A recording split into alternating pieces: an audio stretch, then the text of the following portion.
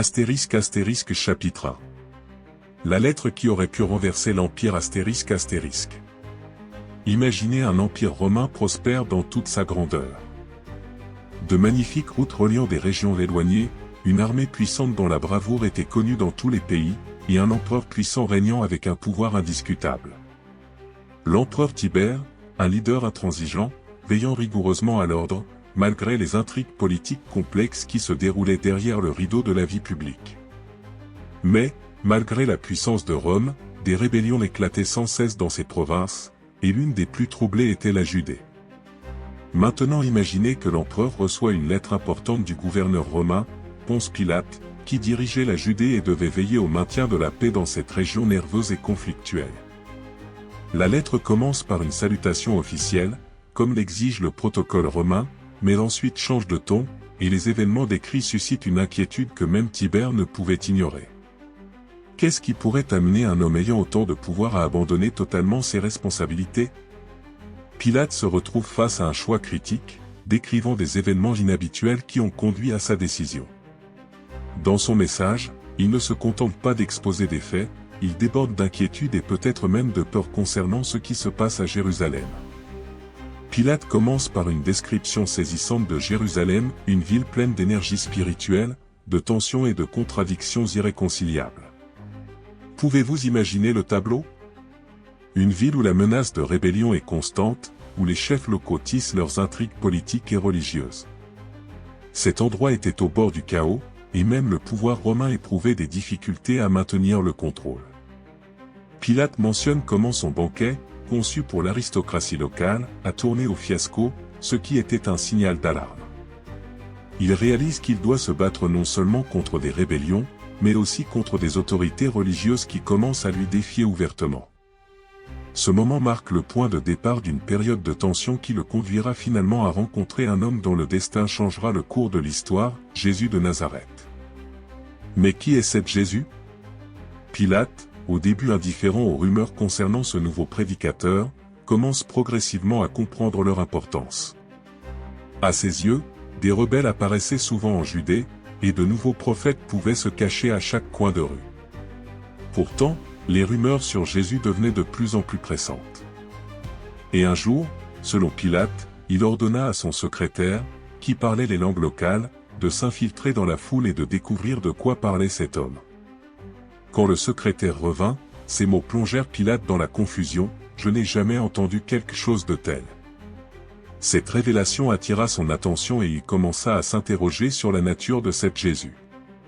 Il y avait en lui quelque chose de plus qu'une simple rhétorique politique ou des appels à la rébellion, c'étaient des idées spirituelles profondes. Pouvez-vous imaginer comment, à ce moment-là, Pilate ressentit une inquiétude croissante? Il était confronté à un dilemme, comment gérer un homme dont l'influence sur le peuple grandissait, alors qu'il n'appelait pas à une rébellion ouverte contre Rome? Qu'est-ce qui était en cela Jésus qui poussa Pilate, un homme cruel habitué à résoudre les problèmes par la force, à réfléchir à ses actes? Quelles étaient les véritables circonstances à Jérusalem qui le poussèrent à s'interroger et à se poser des questions auxquelles il manquait peut-être de réponses? Dans ce premier chapitre, nous commençons à peine à aborder les questions douloureuses qui ont commencé à tourmenter Pilate. Comment un prédicateur pouvait-il attirer d'énormes foules sans recourir à la violence et à l'agression? Et pourquoi ces paroles résonnaient-elles dans les cœurs des gens, les éveillant à réfléchir sur les vérités profondes de la vie et de la foi? L'histoire qui commence ici devient le récit auquel Pilate ne pouvait rester indifférent. Ce sera un voyage qui le mènera à une décision aux conséquences dépassant son entendement sur la Judée, touchant tout l'Empire romain. Êtes-vous prêt à poursuivre ce chemin avec Pilate et à découvrir la vérité sur les événements lorsque Jésus de Nazareth se présenta devant le pouvoir romain? Chapitre 2. Période de doute et d'inquiétude Avez-vous déjà réfléchi à ce qui pourrait se passer si une personne dotée de tout le pouvoir commençait à douter de ses décisions? En Judée, Ponce Pilate s'est retrouvé dans une telle situation. Sa mission était claire, maintenir l'ordre romain et éliminer toute menace. Mais comment s'opposer à quelqu'un qui n'utilise pas l'épée, mais qui a le pouvoir d'inspirer des milliers de personnes à réfléchir et à agir? C'était une menace inhabituelle, Jésus de Nazareth. Imaginez-vous, la Judée, pleine de sectes, d'enseignements et de philosophies qui tentaient de conquérir les esprits et les cœurs du peuple. Les prêtres du temple, les pharisiens, les sadducéens et les zélotes, tous cherchaient le pouvoir, mais chacun à sa manière. Dans ce chaos, Jésus est apparu, un homme qui n'appartenait à aucun groupe, mais qui attirait progressivement de plus en plus de disciples. Il ne prenait pas les armes contre Rome et n'appelait pas à des actions de rébellion, mais, pour une raison quelconque, les gens ont commencé à le suivre.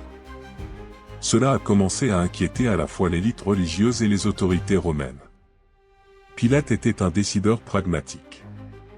Il savait comment gérer les révoltes et les troubles, mais la situation autour de Jésus était complètement différente. Pilate réalisait que ce n'était pas un agitateur ordinaire qui voulait simplement renverser la domination romaine. Contrairement aux zélotes qui s'opposaient ouvertement à Rome, Jésus parlait du royaume de Dieu. Mais quel rapport ces mots avaient-ils avec le maintien de l'autorité et de l'ordre? Quelle était la menace d'un enseignement sur la miséricorde, le pardon et l'amour du prochain? Pour Pilate, c'était un véritable paradoxe. Est-il facile de gouverner une province aussi difficile que la Judée? La population locale était impossiblement turbulente et le moindre pic d'émotion pouvait conduire à une révolte. Pilate comprenait que chaque décision qu'il prenait pouvait se solder par une catastrophe, et il avait des ressources limitées. Ses troupes étaient peu nombreuses, et le soutien en provenance de Syrie était extrêmement limité. Par conséquent, il s'efforçait d'établir la paix sous n'importe quelle forme, quelle qu'elle soit. Mais cette paix était très fragile.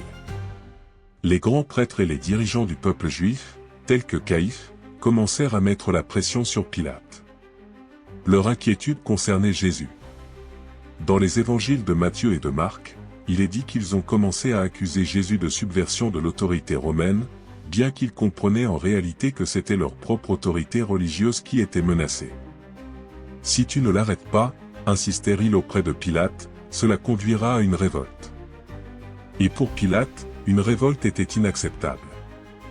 Il réalisait également que ces décisions étaient étroitement surveillées par l'empereur Tibère lui-même.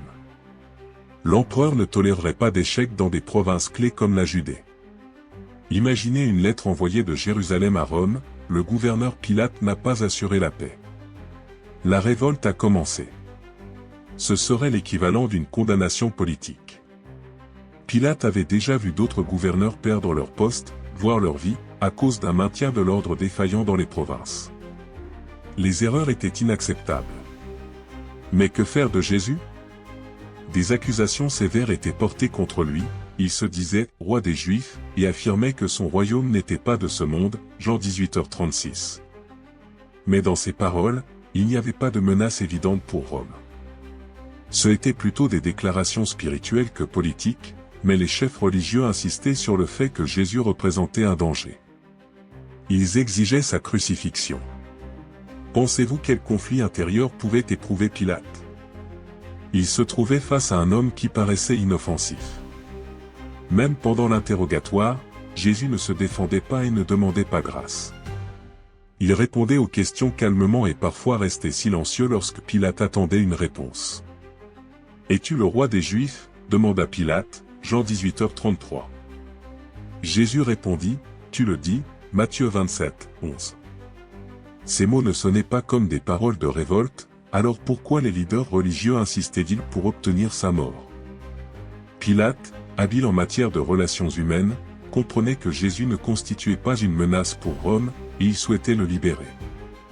Dans l'Évangile selon Luc, il est écrit que Pilate a tenté 3 fois de convaincre la foule et les grands prêtres qu'il ne voyait pas de culpabilité chez Jésus, Luc 23h22. Il l'a même envoyé à Hérode, espérant qu'il prendrait une décision. Cependant, Hérode, se moquant de Jésus, l'a renvoyé. Le temps passait et la situation se tendait. Pilate pouvait penser que Jésus n'était qu'un autre prédicateur parmi tant d'autres en Judée. Mais pourquoi alors était-il suivi par des foules? Son enseignement possédait une force qui attirait les cœurs et les esprits des gens. Quelque chose en lui troublait les Juifs, mais semblait ne pas présenter de menace pour Rome. Mais est-ce réellement le cas? Avez-vous déjà pensé à la pression qu'exerçait Pilate, entouré d'intrigues politiques, de la pression des dirigeants religieux et des foules exigeant des sacrifices? Pilate était à la croisée des chemins. D'une part, il ne voyait pas de menace en Jésus, et d'autre part, il réalisait que ignorer les exigences des grands prêtres et de la foule pouvait conduire à des troubles sérieux. Chaque erreur pouvait se retourner contre lui de manière catastrophique. En tant qu'homme habitué au pouvoir, il savait que sa décision devait être mûrement réfléchie. Et à ce moment critique, il se retrouvait confronté à un dilemme qui dépassait la politique ordinaire, nécessitant aussi une prise de conscience morale profonde. C'est ainsi que Pilate se trouva dans une situation où ses actions pouvaient non seulement changer le destin de la Judée, mais aussi le cours des événements historiques. Imaginez le lourd fardeau qui pesait sur ses épaules en ces temps difficiles. La question à laquelle il était confronté était bien plus profonde qu'il ne pouvait l'imaginer au premier abord. * chapitre 3. Entre vérité et pouvoir, un choix difficile *. Imaginez ce que cela doit être, se retrouver dans une situation critique où votre décision peut influencer le destin de nombreux individus. Non seulement d'un seul individu, mais d'un peuple entier, voire même l'avenir d'une région entière. Pilate vivait justement un tel moment, il devait prendre une décision qui menaçait de détruire sa carrière et de saper la paix fragile qu'il avait tant persévéré à maintenir en Judée. Pilate savait quelles étaient les règles du jeu. Il savait comment gérer les foules, comment manipuler les leaders d'opinion, et prenait toujours des décisions dans l'intérêt de l'Empire romain. Mais maintenant, il ne faisait pas face à un simple insurgé ou à un criminel ordinaire. Il était face à un homme dont les paroles et les actes faisaient douter même des politiciens les plus chevronnés, comme Pilate. Était-il facile pour lui à ce moment-là? Jésus ne prophétisait pas le renversement du pouvoir romain. Ses enseignements n'incluaient pas d'appel à la violence ou à la révolte. Au contraire, son message était fondé sur le pardon, l'humilité et l'amour envers les ennemis. Ces idées semblaient absurdes pour un homme au pouvoir, comme Pilate. Quelle influence pernicieuse cet enseignement pouvait-il avoir sur Rome? De plus, il semblait que Jésus n'avait aucune intention de se battre pour le pouvoir. Cependant, les grands prêtres exigeaient sa mort. Dans l'Évangile selon Matthieu, 27, 19, il y a un moment intrigant, Pilate reçoit un message inquiétant de sa femme, qui a eu un rêve sur la droiture de Jésus, lui demandant de ne pas s'impliquer dans son sort. Imaginez, même dans un moment aussi critique, il reçoit un signe venu d'en haut. Sa femme, débordante d'inquiétude, le pressait de rester loin de cet homme. Cela ajoutait une tension supplémentaire à son combat intérieur. La foule sur la place devenait de plus en plus agressive. Les chefs du peuple, y compris les grands prêtres et les pharisiens, manœuvraient habilement pour exiger la crucifixion de Jésus. Ils savaient qu'en tant que représentant romain, Pilate ne pouvait ignorer la pression populaire. Dans le cas contraire, cela pourrait provoquer des émeutes massives, et Tibère, l'empereur, ne tolérerait pas de troubles dans les provinces. Pour Pilate, en tant que gouverneur, l'objectif principal était de maintenir l'ordre, mais à quel prix? Peut-on imaginer à quel point la pression sur Pilate s'intensifiait? Chaque cri de la foule résonnait dans son cœur, ils exigeaient la peine de mort, mais ils savaient que leur demande provenait de l'envie et de la haine, et non d'un véritable mal émanant de Jésus. Dans l'Évangile selon Marc, 15h dit, il est dit que Pilate comprenait que Jésus était devenu la victime de l'envie. Ce n'était pas simplement une affaire criminelle, mais un combat pour le pouvoir et l'influence parmi les autorités religieuses. Pilate se trouva face à un choix difficile, libérer Jésus et ainsi défier la foule, risquant de provoquer une révolte et de perdre son pouvoir, ou céder aux exigences des grands prêtres et éliminer un homme dont il était presque certain de l'innocence, mais qui menaçait sa propre position. Lorsque vous êtes confronté à une décision qui peut changer le destin de quelqu'un, que ressentez-vous en continuant dans un tel contexte, où il faut choisir entre conviction morale et obligation étatique? Pilate tenta d'atténuer son verdict. Dans l'Évangile selon Luc, 23h16, il proposa de punir Jésus et de le libérer, dans l'espoir que cela apaiserait la foule, mais sa tentative échoua, le peuple continua d'exiger la crucifixion. Ce même jour, il y avait un autre prisonnier sur la place, Barabbas, beaucoup plus dangereux pour l'Empire romain. Barabbas était un rebelle et un meurtrier. Pilate, essayant de trouver une issue, proposa à la foule le choix, qui voulait-il libérer, Jésus ou Barabbas? À première vue, le choix semblait évident. Cependant, incité par les grands prêtres, le peuple choisit Barabbas. Comment cela pouvait-il arriver? Qu'est-ce qui poussa les gens à choisir un criminel plutôt qu'un prophète? À quel point l'angoisse grandissait-elle à l'intérieur de Pilate? Il proposait une solution raisonnable, mais était confronté à la colère insensée de la foule. Dans l'Évangile selon Jean, 19h12, il est raconté qu'à ce moment critique, les grands prêtres commencèrent à menacer Pilate, affirmant « Si tu le libères, tu n'es pas ami de César ». C'était une attaque directe contre sa position politique. La foule avec ses leaders affirmait que Jésus prétendait à la couronne, ce qui pouvait être perçu comme une provocation ouverte contre Rome. Si Pilate ne s'attaquait pas à ce nouveau roi, il pourrait lui-même être considéré comme un traître à Tibère. À quel point cela devait-il être difficile pour Pilate à ce moment-là? D'un côté, il se tenait devant un homme qui, selon lui, n'avait commis aucun crime. De l'autre, il était entouré d'une foule en colère qui exigeait du sang. Il savait que ignorer leurs demandes pourrait lui coûter sa carrière, voire sa vie.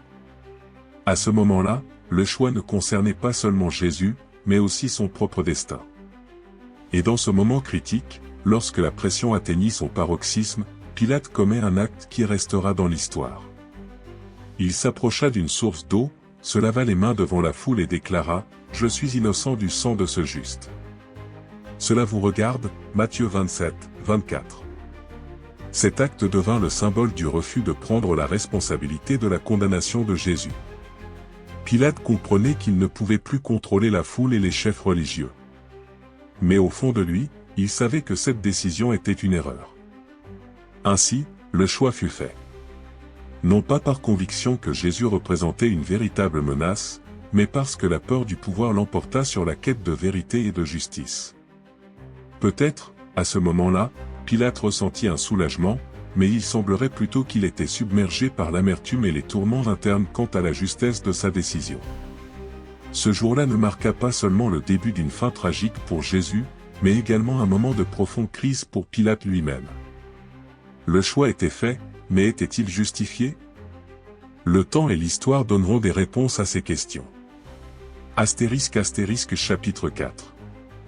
Les conséquences de la décision, le roi crucifié ***. Vous êtes-vous déjà demandé quel sentiment éprouve une personne après avoir pris une décision difficile?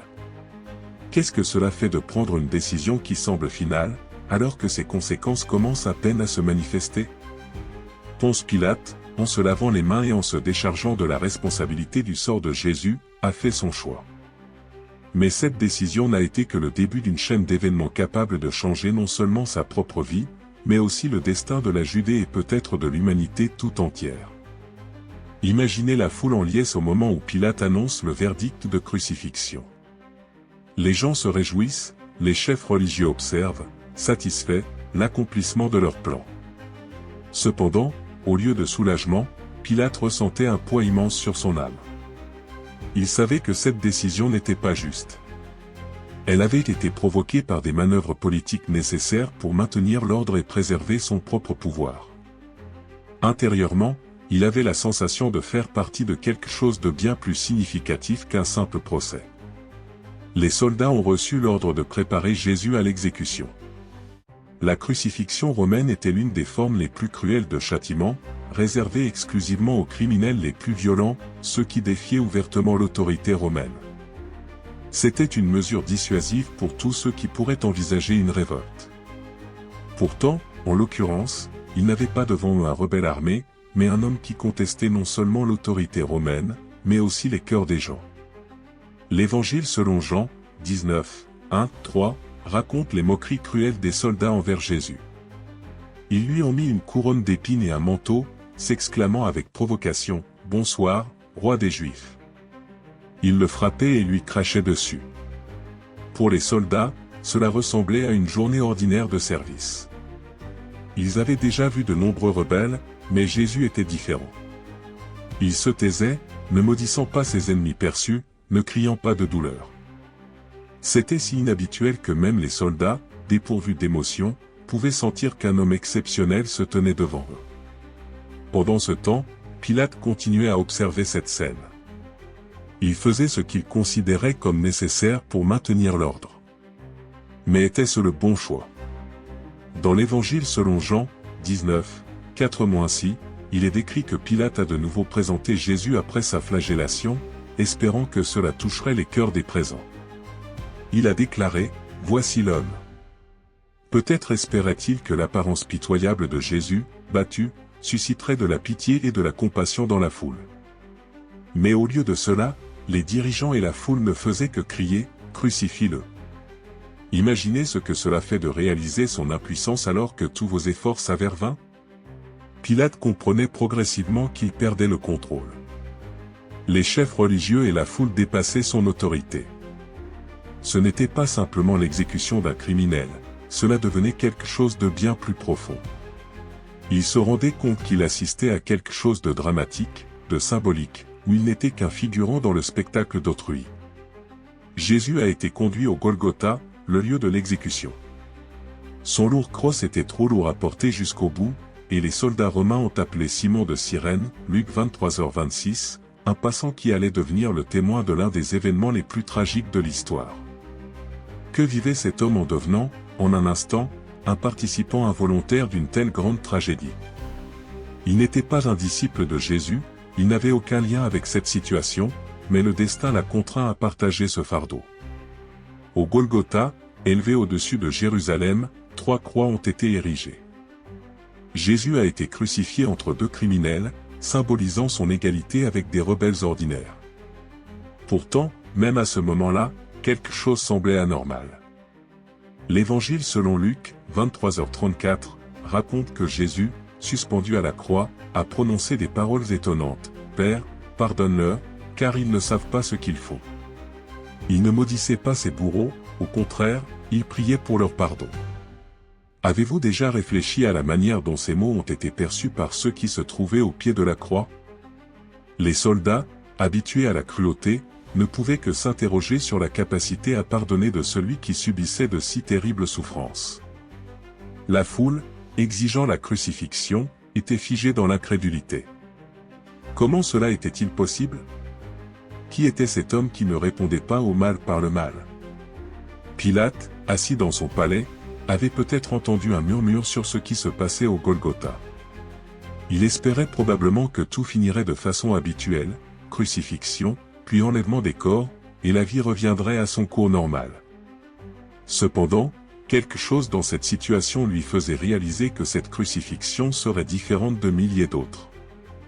Les Romains avaient crucifié des milliers de personnes, mais le nom de cet homme vivrait assurément dans la mémoire des générations futures.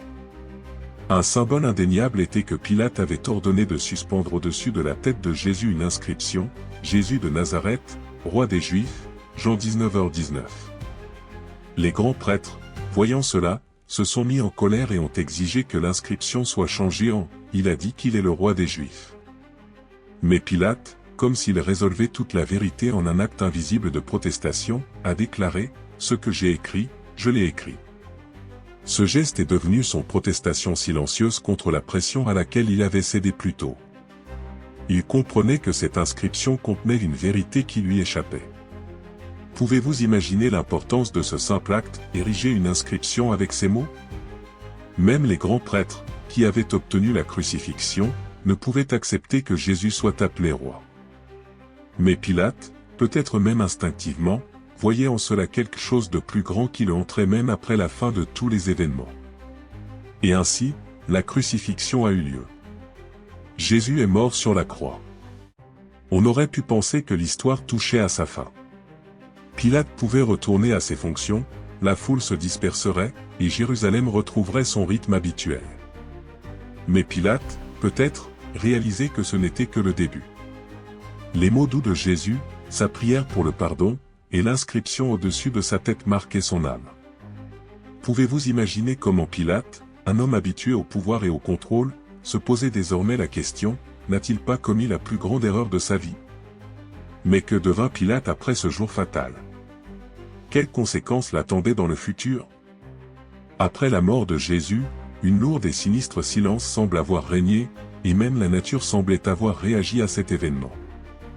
Dans l'Évangile selon Matthieu, 27, 45, il est noté qu'entre la 6e et la 9e heure, toute la terre est devenue sombre.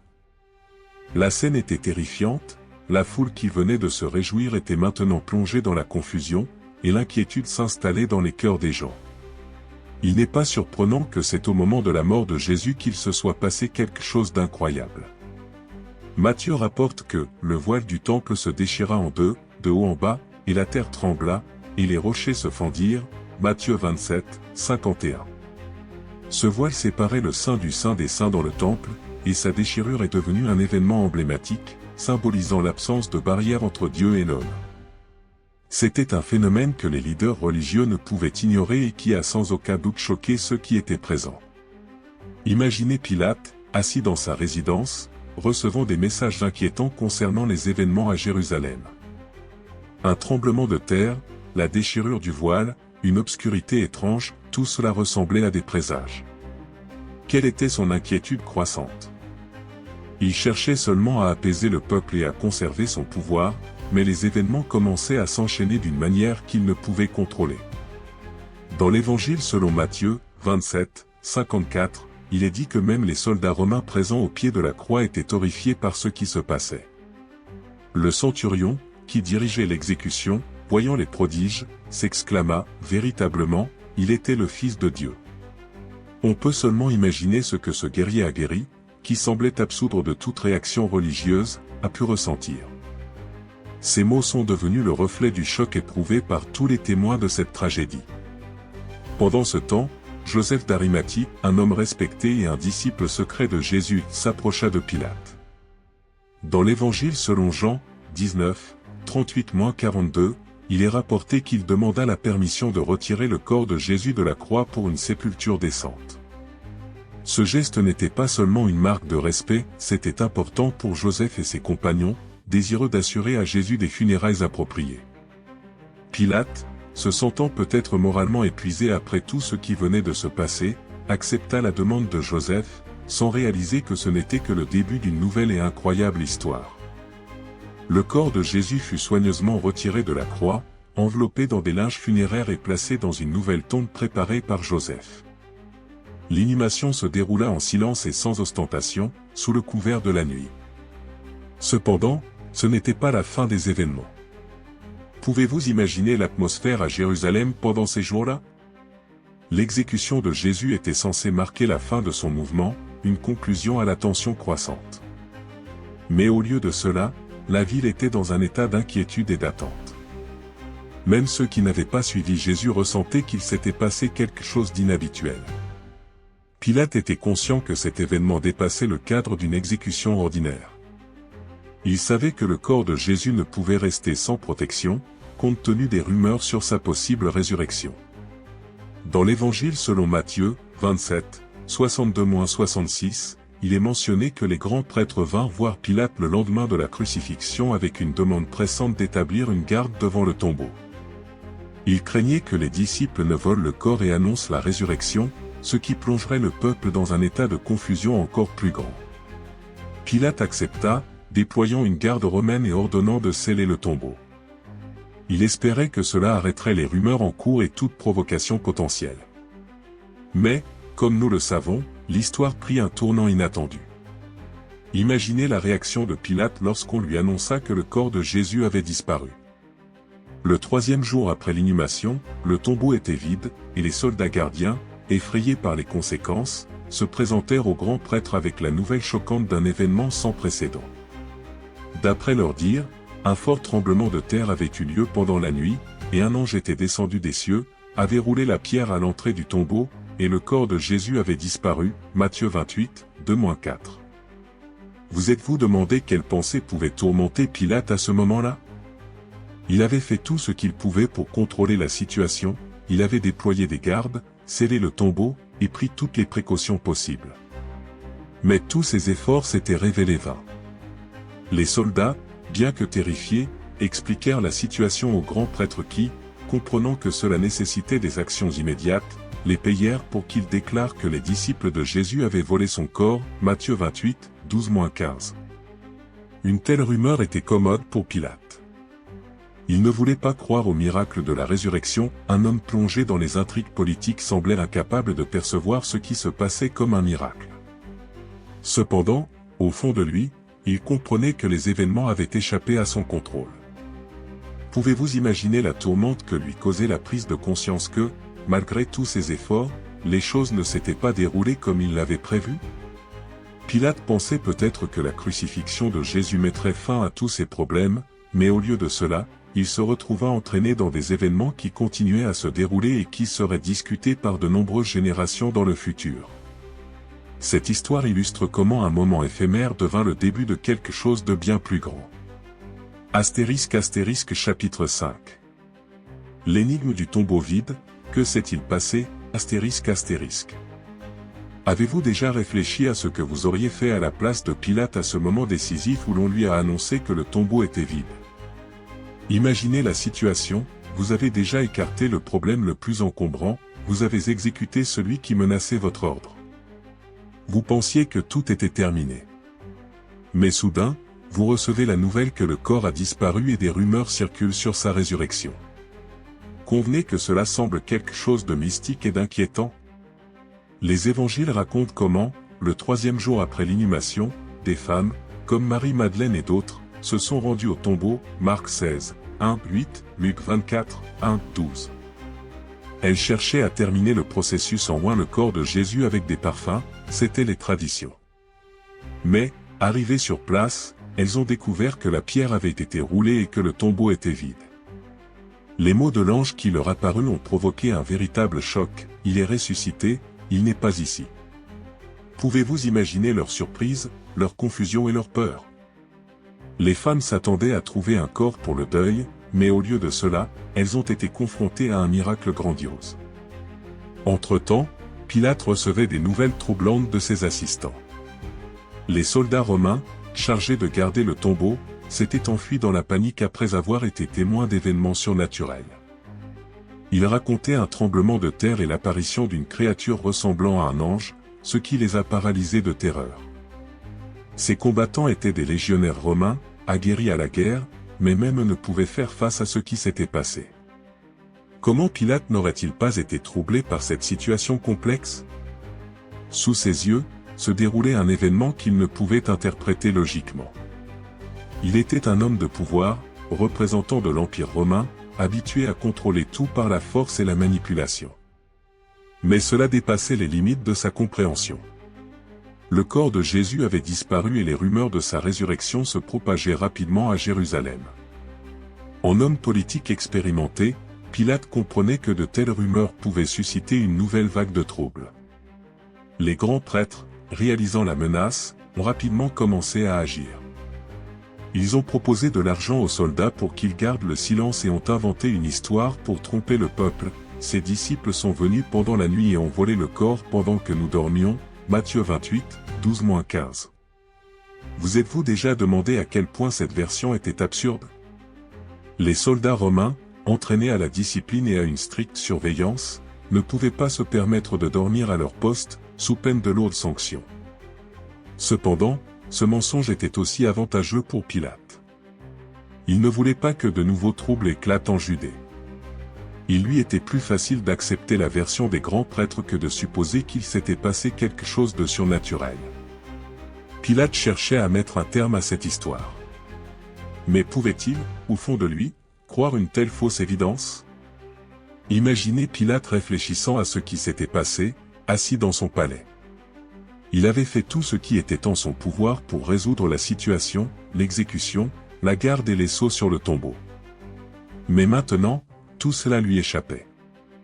Jésus, un homme qu'il avait condamné à mort, continuait d'influencer les gens même après sa mort. Sa mort semblait être le début de quelque chose de grandiose plutôt qu'une conclusion. Que pensez-vous que Pilate pensait de Jésus lui-même? Il voyait en lui un homme extraordinaire, un prédicateur qui n'appelait pas à la révolte, mais qui touchait le cœur du peuple.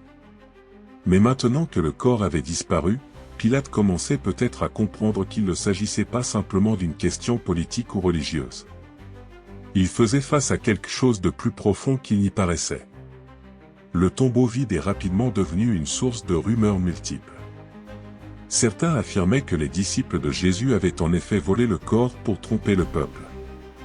D'autres, en revanche, affirmaient avec conviction qu'il était ressuscité, comme il l'avait prédit. Les rumeurs se propageaient à Jérusalem, et peut-être Pilate réalisait-il que la crucifixion n'avait pas résolu le problème, mais ne faisait que l'aggraver.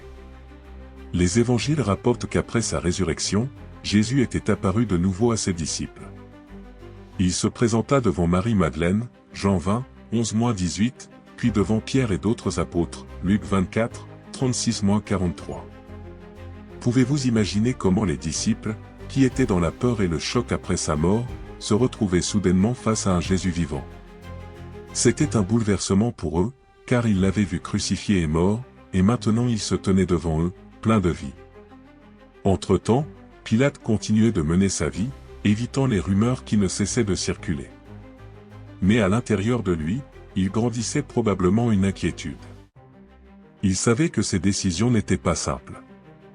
Pouvez-vous imaginer comment, lors de longues nuits, il s'interrogeait sur le fait qu'il était peut-être devenu le participant d'une intrigue politique, mais aussi d'un événement capable de changer l'histoire entière? Mais que pouvait faire Pilate maintenant? La version officielle selon laquelle le corps avait été volé était déjà devenue une échappatoire pour le peuple. Reconnaître qu'il s'était passé quelque chose de plus important serait désastreux pour lui, sapant son autorité et suscitant de nouveaux troubles. Pourtant, au fond de lui, il ressentait probablement que, d'une manière ou d'une autre, il était devenu un acteur d'une véritable tragédie, se déroulant sous ses yeux. En tant qu'homme politique accompli, Pilate comprenait que la situation devenait de plus en plus instable. Mais en tant qu'homme, se demandait-il peut-être, qui était vraiment ce Jésus? Celui qu'il avait condamné n'était pas un rebelle, mais son influence sur les gens s'est révélée plus puissante que n'importe quelle arme ou révolte. Que va-t-il se passer ensuite? Comment la crucifixion de Jésus et les rumeurs de sa résurrection vont-elles affecter le destin de la Judée et celui même de Pilate? Chapitre 6. Révolte ou nouvelle foi? Vous êtes-vous déjà demandé ce qui se passe réellement dans l'esprit d'un leader lorsque les événements commencent à se dérouler de manière totalement inattendue? Pouvez-vous imaginer ce que c'est que d'essayer de garder la situation sous contrôle lorsque les circonstances commencent à contredire ses idées? Ponce Pilate a été confronté à un dilemme similaire après la mystérieuse disparition du corps de Jésus. Comme tout gouverneur romain, il se sentait initialement confiant et hautain. Mais maintenant, il se heurtait à un problème insoluble. Que faire ensuite? Avec la résurrection de Jésus, une nouvelle vague d'inspiration a éclaté parmi ses disciples. Les apôtres, jadis effrayés et dispersés la nuit de son arrestation, ont recommencé à se rassembler. Ils avaient une nouvelle espérance, Jésus est vraiment vivant, et ses révélations sur le royaume de Dieu ont pris réalité. Comme les événements se sont retournés de manière inattendue pour les chefs religieux, qui pensaient avoir mis fin à son influence avec la crucifixion de Jésus. Maintenant, son enseignement était devenu encore plus actif. Dans le livre des Actes des Apôtres, Actes 2, 1, 4, il est décrit comment, à la Pentecôte, à peine quelques semaines après sa résurrection, les disciples ont reçu le Saint-Esprit. Ce moment a été le catalyseur d'un nouveau mouvement spirituel. Des personnes qui avaient autrefois craint pour leur vie ont commencé à proclamer ouvertement leur croyance. L'apôtre Pierre, qui avait nié connaître Jésus 3 fois lors de son arrestation, se tenait désormais devant une foule immense à Jérusalem et annonçait avec assurance que Jésus était ressuscité et qu'il était le Messie tant attendu. On peut seulement imaginer la panique qui a envahi les autorités. Les chefs religieux, qui croyaient que tout était sous contrôle, ont maintenant réalisé que l'influence de Jésus s'était renforcée, se répandant plus rapidement qu'ils n'auraient pu l'imaginer. Pour Pilate, cette situation représentait une menace sinistre. En tant que gouverneur romain, il savait parfaitement qu'une révolte pourrait lui coûter non seulement sa carrière mais aussi sa vie. Imaginez Pilate surveillant attentivement la situation, ressentant sur ses épaules un nouveau fardeau de responsabilité. À première vue, c'était juste un mouvement religieux, mais en réalité, c'était un danger politique.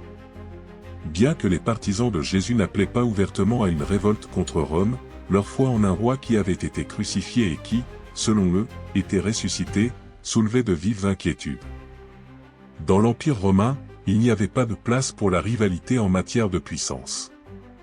L'empereur était le souverain suprême, et tout comportement remettant en question cette vérité menaçait la stabilité de tout le système. Cependant, Pilate a fait preuve de prudence. Il comprenait que des mesures sévères pourraient engendrer une nouvelle spirale de violence. Les disciples de Jésus n'étaient pas des rebelles ordinaires, ils n'appelaient pas à la lutte armée et ne complotaient pas. Néanmoins, leur foi était perçue comme une force à ne pas sous-estimer. Ils partageaient la nouvelle de la résurrection du Christ, du salut et du nouveau royaume, leur foi était excessivement puissante pour être contenue par des méthodes coercitives. À ce moment critique, peut-être Pilate a-t-il compris que la crucifixion de Jésus symbolisait en réalité non pas une fin, mais le début d'un mouvement bien plus significatif. L'enseignement de Jésus, qu'il tentait d'entraver, se répandait désormais rapidement à travers Jérusalem et au-delà. Les Actes des Apôtres, Acte 2h41, rapportent qu'en un instant, environ 3000 personnes ont rejoint les disciples. Ce n'était plus simplement un mouvement de croyants isolés, c'était en train de devenir un véritable phénomène social.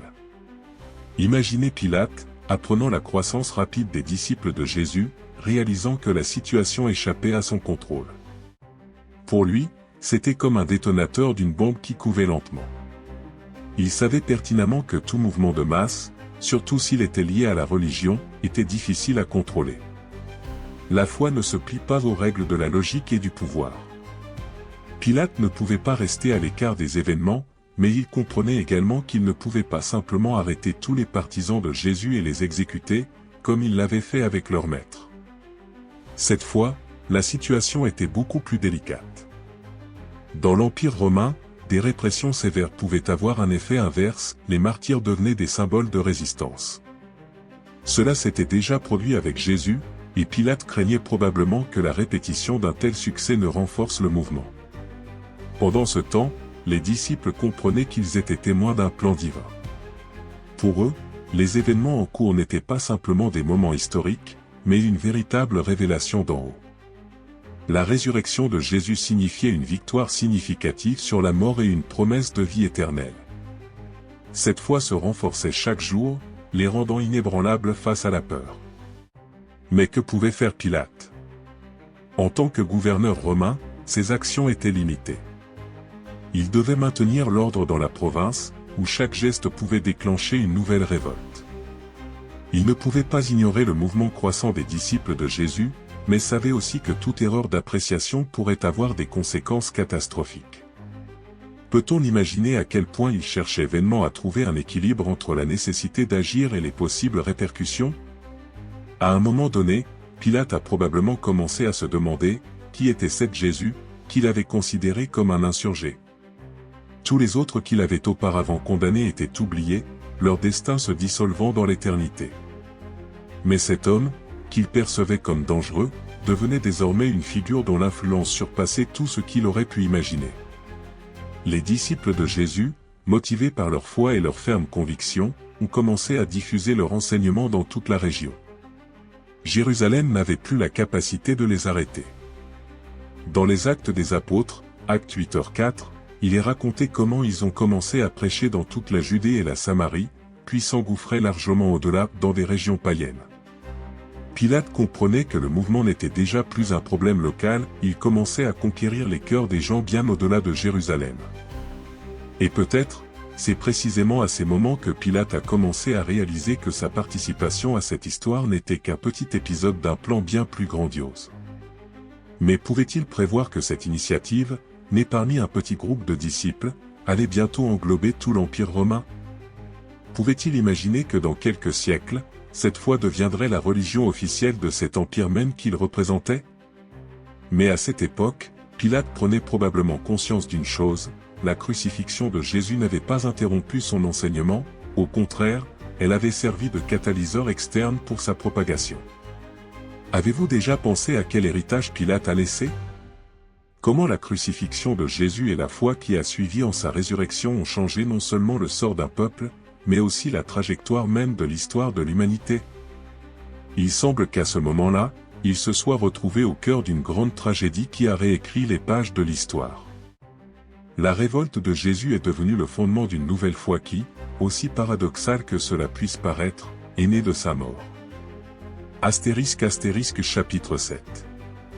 Leçon du temps, que reste-t-il après Pilate, ***.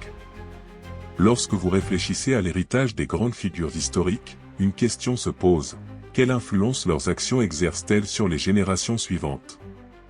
Quelles conséquences de leurs décisions peuvent affecter le destin de nations entières? Rappelons-nous comment, dans la tragédie historique qui s'est déroulée à Jérusalem il y a plus de 2000 ans, un homme a joué un rôle central en se révélant n'être qu'un pion dans la lutte de forces plus significative. Pilate, le gouverneur romain de la Judée, devenu célèbre grâce à son verdict sur Jésus, symbolise l'inaction lorsque la détermination est requise face au vrai mal. Sa décision de se désolidariser du sort de celui qui a été crucifié, mais qui est ressuscité par la suite, a été le point culminant ayant changé le cours de l'histoire de l'humanité.